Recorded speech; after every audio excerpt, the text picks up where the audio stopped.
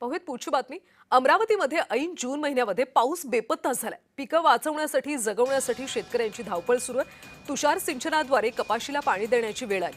खरीप हंगाम अडचणीत येण्याची शक्यता वर्तवली जाते। जून महिना आता संपत आला असताना सुद्धा विदर्भ आणि अमरावतीमध्ये अपेक्षित पाऊस न झाल्यानं पावसानं पाठ फिरवल्यानं शेतकरी चिंतेत सापडलेत। मान्सून अद्याप विदर्भात दाखल झाला नाही। पावसानं दडी मारल्यानं शेतातल्या पिकांना आता फटका बसू लागलाय। परिणामी पिकं जगवण्यासाठी शेतकऱ्यांना सिंचनाचा आधार घ्यावा लागतो। शेतकऱ्यांची मोठी धावपळ सुरू आहे। मान्सूनपूर्व पेरणी केलेले सोयाबीन, कापूस, तूर पिकांचं नुकसान टाळण्यासाठी शेतकरी विहिरी, बोरवेल आणि उपलब्ध जलस्रोतांमधून पाणी देण्याचा प्रयत्न करतात।